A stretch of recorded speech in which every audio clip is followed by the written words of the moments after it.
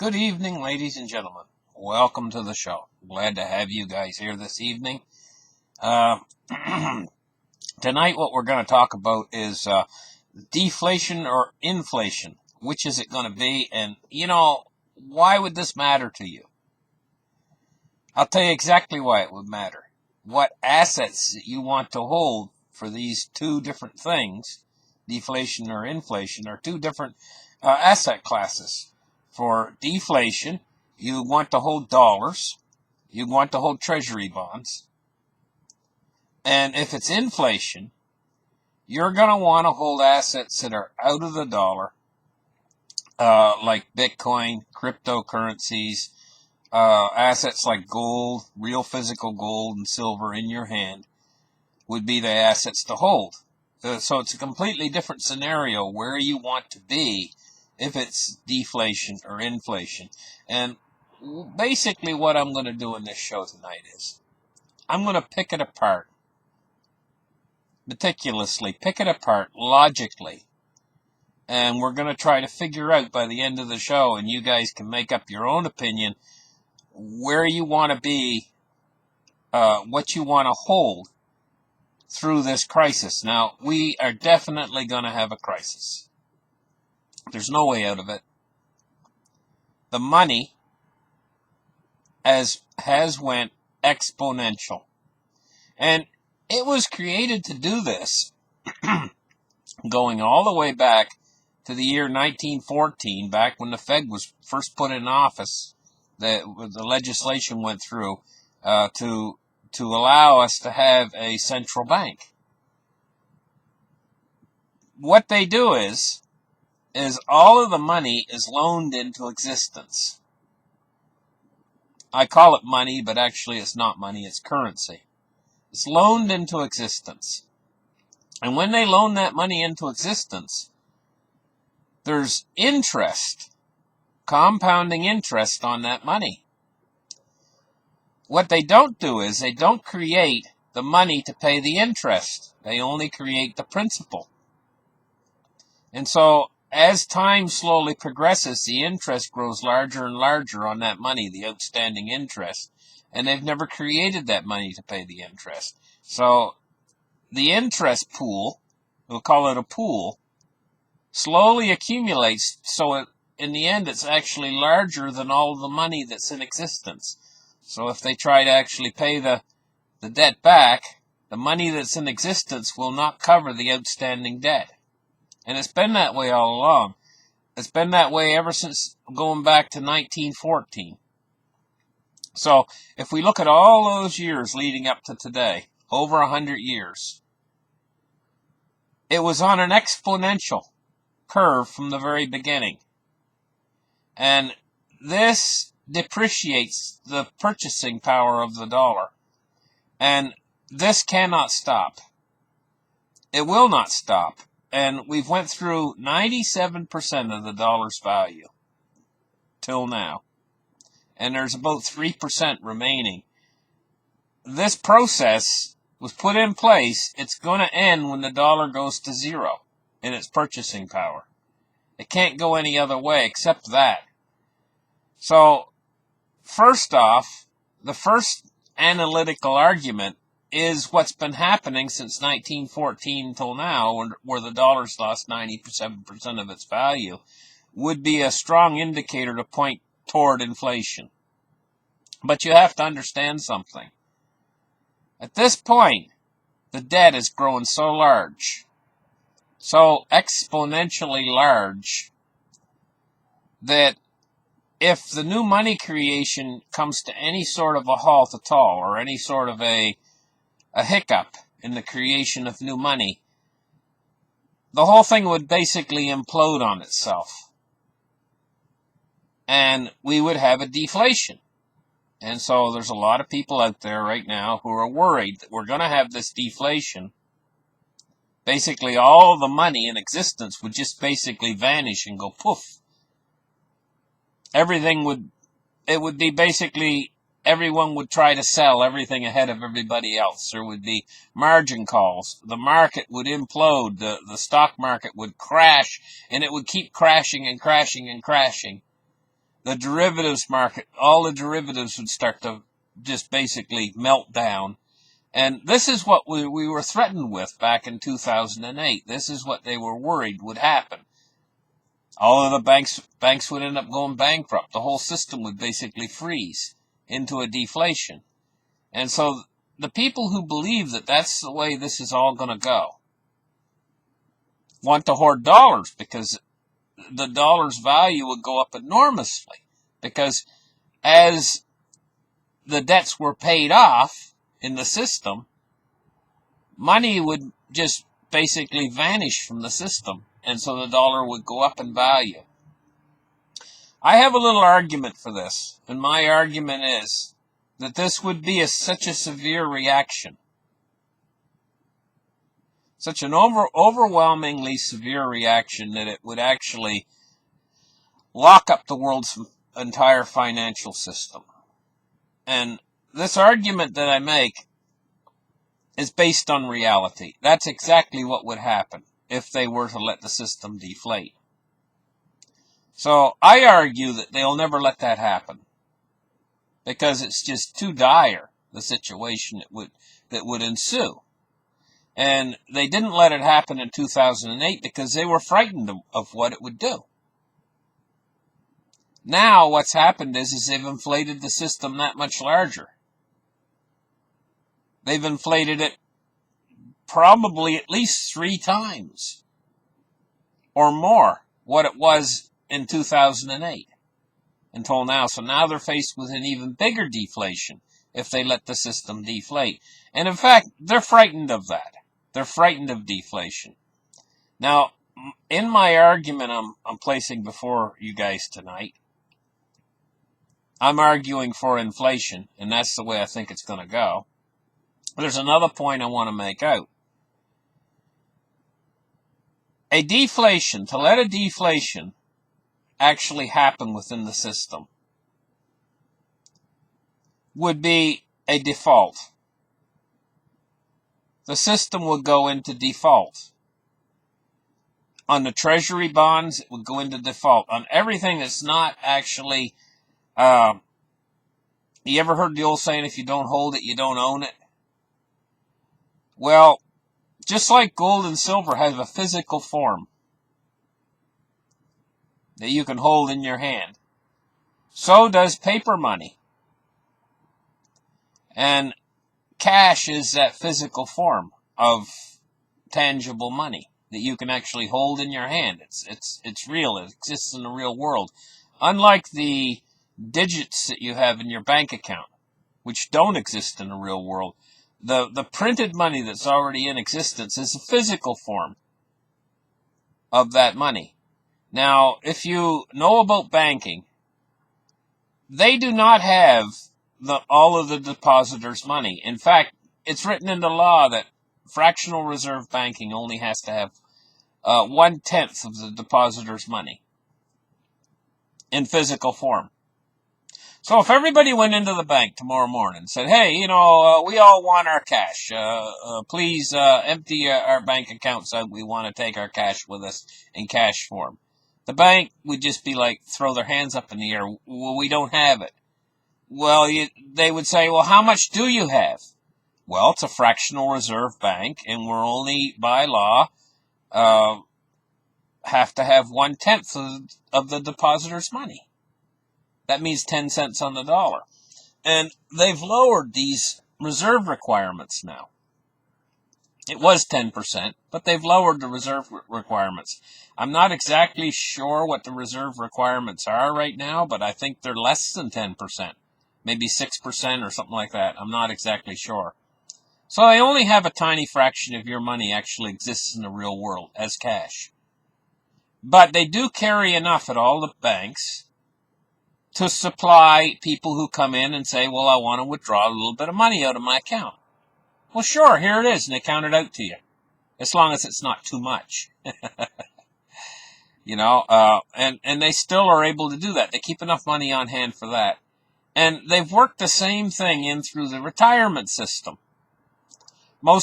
Everyone that has a retirement account, you can go in and check your retirement account. It might say you have $34,000.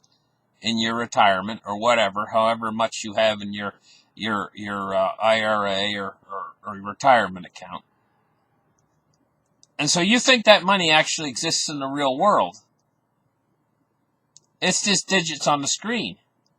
Because if everybody had come in and wanted to cash out on their retirement accounts, the pool of money that they have in reserve is really meant for the few people, not the majority of people, not the 100% of people who have retirement accounts, but just a few that might come in and say, hey, we want our money. Sure, here it is. They take from the small pool of money they keep. But the majority of the money, you see, basically what it really boils down to is the same old game they've been playing for thousands of years.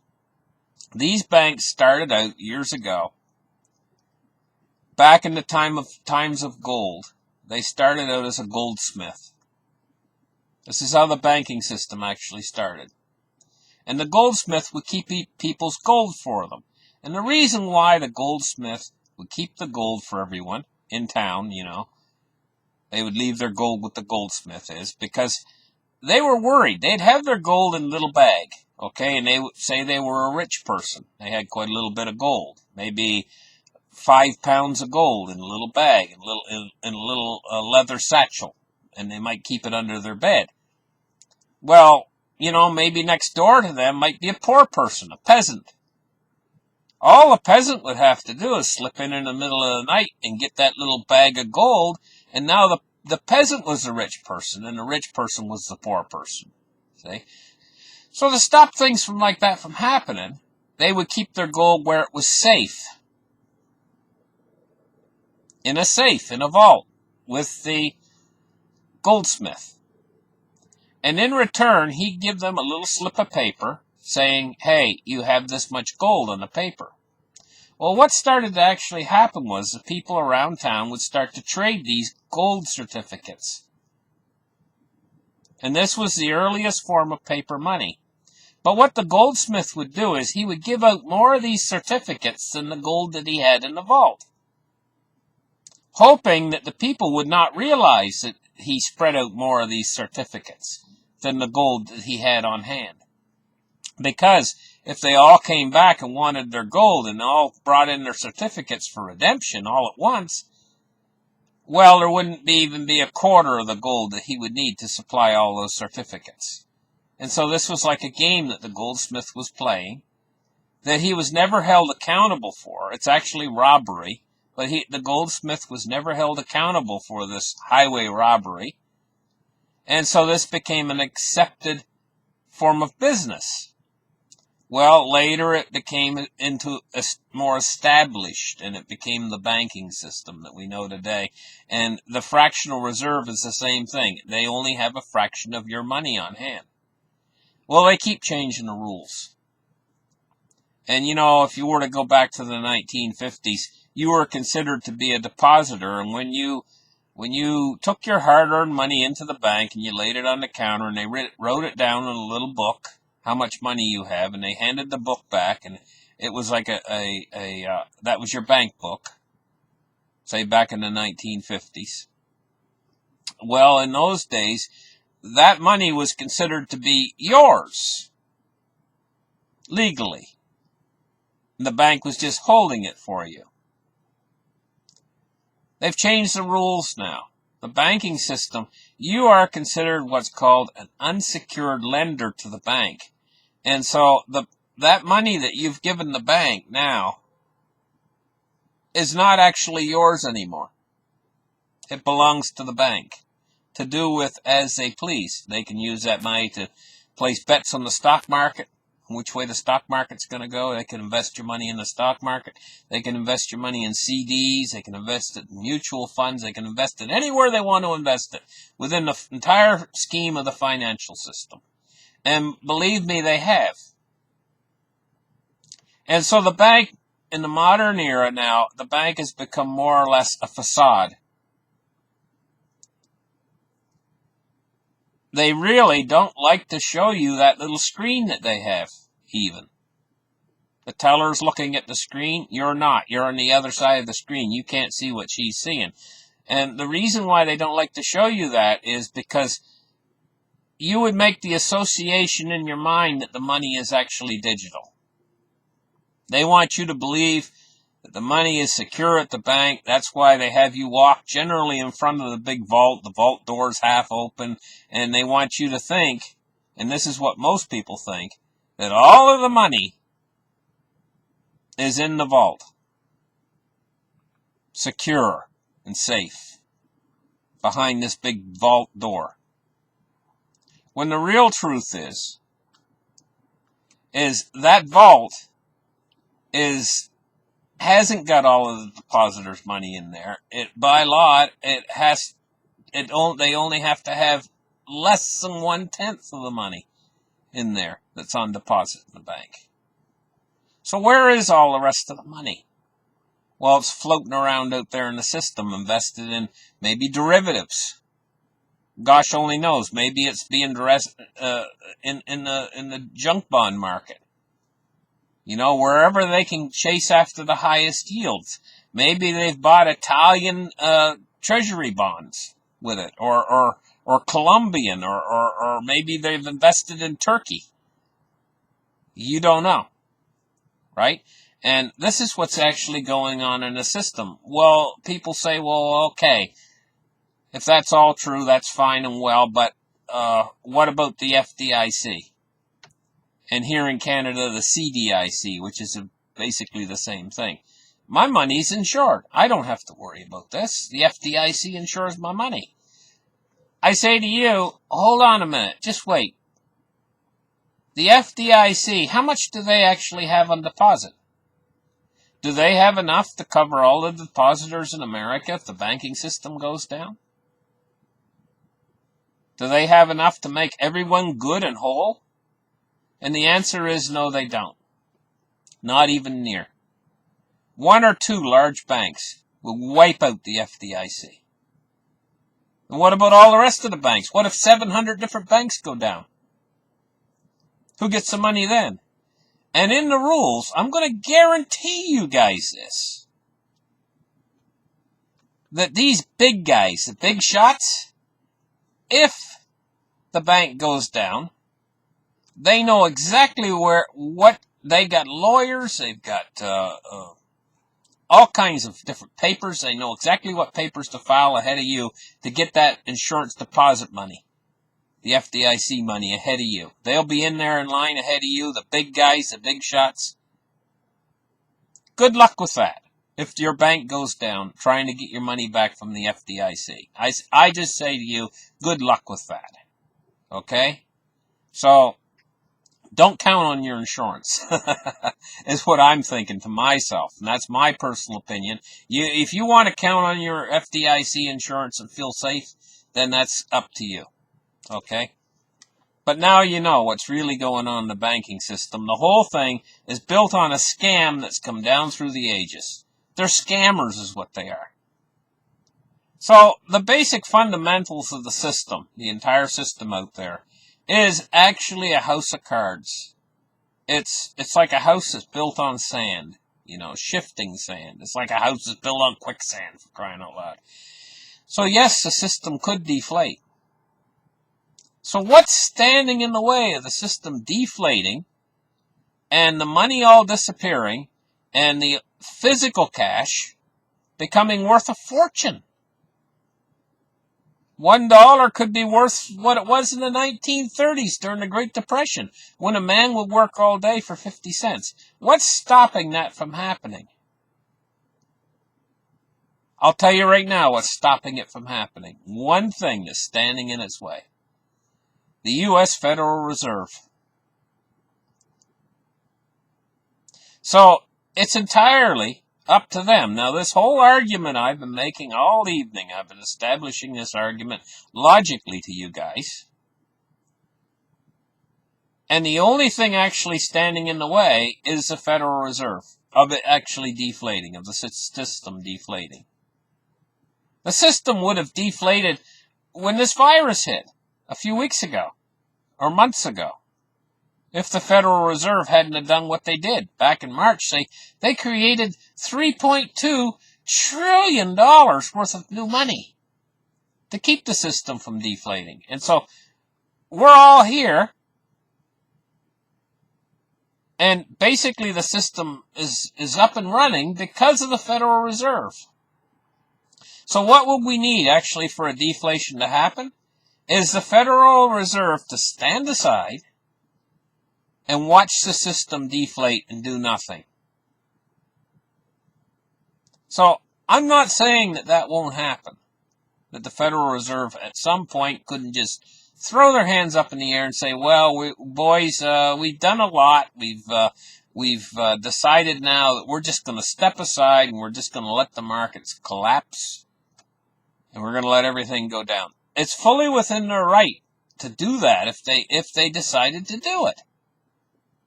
They have the power to just stop printing all this money. But logically, when we look at this and we say, well, you know, if they were going to do that, wouldn't they have done that back in 2008?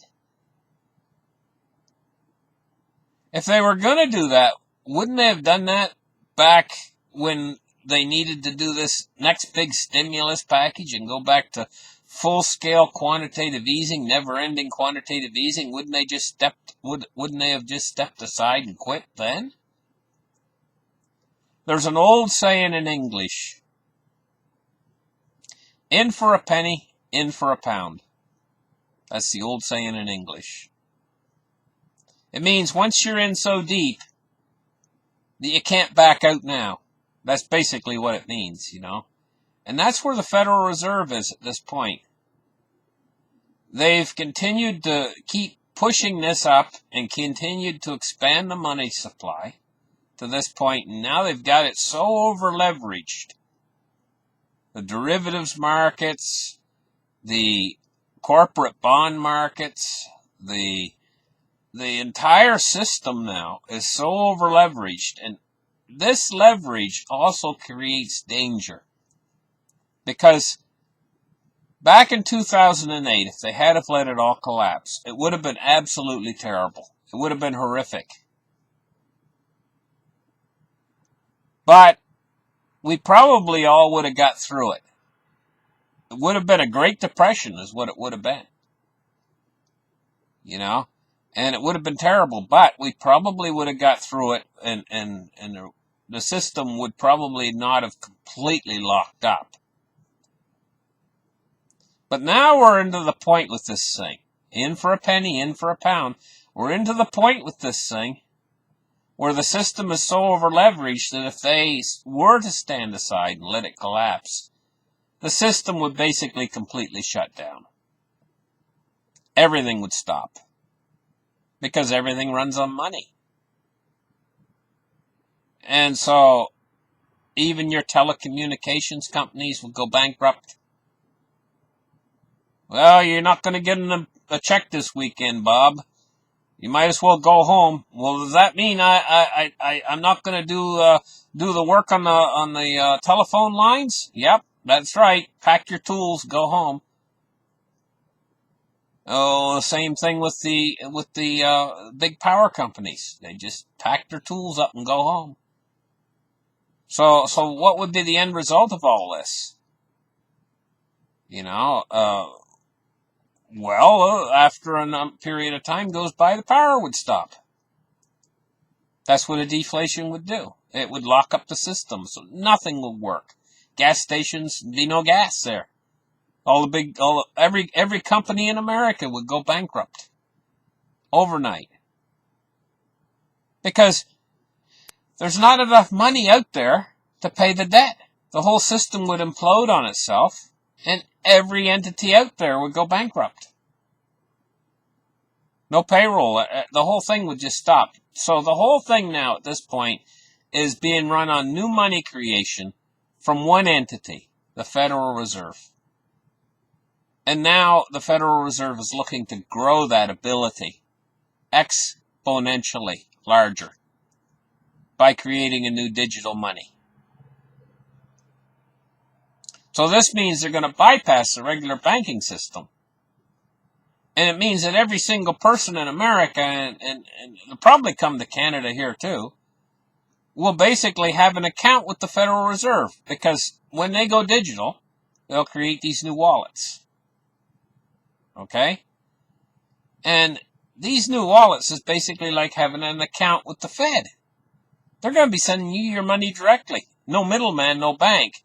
And the new wallets that they create for this new digital money are your bank. So, it just seems to me that the banking system, the regular banking system, the Federal Reserve is putting them all out of business, because the wallets that they'll let you have, the wallet that they're going to give you, is your bank. And they'll probably require the people out there to transfer their money over into the new digital format. In fact, they'll probably give you a certain period of time to do so, and your bank will probably insist that you do it, but under law, that you have to go with the new currency, the new money, and get rid of cash. So that'll mean that the Federal Reserve's powers will go that much larger, and the banks will actually become superfluous, because they won't be holding the money anymore on account. People would withdraw the money, and the banks will start to go out of business. I mean, it's an entire possibility that the banks might actually, your regular banks, savings and loan institutions, might actually take umbrance with the Federal Reserve and say, hey, you know what? You're putting us out of business. They might protest. The bankers might protest. They might get out in front of their bank with picket signs and say, the Federal Reserve's putting us out of business because their new wallet is a bank account. And the people don't need us anymore. There's a lot to consider with these new digital wallets, that are coming from the Federal Reserve. The power that would come from that, not just privacy issues, but also issues about the regular banking system and how they're actually going to function. The regular banking system, if all the money's digital and it's all connected to the Federal Reserve itself through digital wallets. But this is giving the Federal Reserve even more power to actually money creation power, to just send money to anybody that they want to send money to instantaneously. So basically all they would need is to assign your wallet address to your Social Security number, and sending you your Social Security check would just be, it's all digital. They just punch the money in and bang, it's in your wallet. Your wallet could be on your phone or on your laptop or on your desktop computer. And almost everybody has at least one of those three things in this modern age. Either a phone, a desktop, or a laptop. And the wallet, it would just be software that's downloaded onto your computer, assigned to your Social Security number. And that is your bank account then. So we're moving into new times, new things, and if they do pass that law that's called the Banking for All Act, that's, I guess, going to come into effect the 1st of next year, it'll give the Federal Reserve that much more power to inject money directly into the system, into everybody's wallet. And so for them, for the Federal Reserve themselves, what money has actually become to them is nothing more than monopoly money. Well, it has been monopoly money all along. We just didn't realize it. Okay? So, what do you guys think? Now, you know what I've been talking about. You know that the Federal Reserve does have the power to stop doing what they've been doing. But they've been doing this all the way back to 1914 till now. Over 100 years, as long as you've been alive, you're sitting there, you're alive, your whole lifetime, the Federal Reserve has been inflating the dollar. And they've chewed away 97% of the dollar's value from then till now. They only got 3% left to go. Do you think they're going to stop now? Do you think they're going to throw their hands up in the air and say, okay, we're going to let the system collapse? Or do you think they're going to continue and keep expanding on this, growing the money supply to try to keep ahead of the ever-expanding debt. But now there's another issue. It's called negative interest rates. Once they go digital, this is going to allow them to bring out something called negative interest rates. As long as cash is out there, they can't go with negative interest rates because people will just hang on to the cash. You can't withdraw money from cash. Like, you can't make cash worth less than $1. Cash will always be worth $1. Okay, but if you've got a digital dollar, what you can do is you can quite literally draw money out of the people's wallets. Maybe I've heard talk that they're thinking about putting out there 4% a year,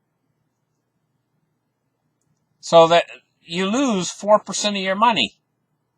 But if you can't hold it in cash, if cash is gone, and they only have the digital form of the money, and it's all completely controlled by the central bank, they can take any amount of money out of your wallet that they want. 4% a year, 5% a year, 10% a year. In fact, they can even put a time limit on your wallet, so that any money they send you has to be spent, say, within a 6-month period, or it just magically disappears. Poof. This will help to increase spending, you see. So, basically what it amounts to, guys, is this is a rigged game that the Federal Reserve is playing right now. It's a rigged game. It's rigged in favor of the rich. The poor people out there right now are going to become poorer, and the rich people are going to become richer. And it also, all roads point toward inflation. Because one of the reasons why is there's such dire consequences if they do let it spiral toward deflation. But, let me point something out to you guys. The Federal Reserve has been playing this deflation. There's a bit of deflation in the system right now, caused by all of these people losing their jobs, millions and millions of people losing their jobs. They just don't have the money to buy, to spend. Less spending, what it does is it helps to cool off the economy and keep prices from rising too quickly. And this actually works as a bonus for the Fed to help them keep inflation under control or in check. Don't kid yourself. I know that they say they want to see inflation, but at the same time, they don't want it to run away on them. And so they've been playing this deflation card ever since 2008 up until now, trying not to step over the line. But as the system becomes more and more leveraged, it becomes also more and more unstable. And the tendency of an unstable system is, just like if you ever seen a needle on one of these machines that they use in electronics, they have a little machine that they use to test things with, a little electronic tester. In the old days, I remember my grandfather had a very expensive one. You know, he was a television repairman. I used to play with his meter. You know, he had a meter, and the needle would go one way and go the other way. Different types of voltage and everything, you know. It's almost like a needle going back and forth, the unstable system with the monetary system. If a system is stable, the needle will stay pointed straight up and it won't move back and forth very much, it won't wobble. But when the system becomes unstable, the needle starts to wildly, erratically wobble from one side to the other, from deflation to inflation. It starts to wobble back and forth. And that's what we have right now. We have a system that wants to implode upon itself. There's so much leverage, so much pressure. And this is what's creating the instability in the markets. Large moves in the markets. Like you'll see the Dow Jones one day, it'll be down 800 points, and the next day it's up 400 points. They call that volatility, you know. This is the instability in the system we have right now. But they're always going to have to keep it a little bit on the plus side. In other words, toward inflation. or try to keep it toward inflation. And if they see that needle start to dip down into the deflationary side too much, or negative too much from inflation, they're going to pump the money out there. You can bet on it. Because this game is not over, folks. And I'm going to tell you what. If they've been pumping the money out there since 1914 till now, and they've destroyed 97% of the dollar, don't you think that that's a good argument that they're going to continue until the dollar is worth zero? Thank you guys for listening. Like and subscribe, and we'll catch you guys in the next show. Bye-bye.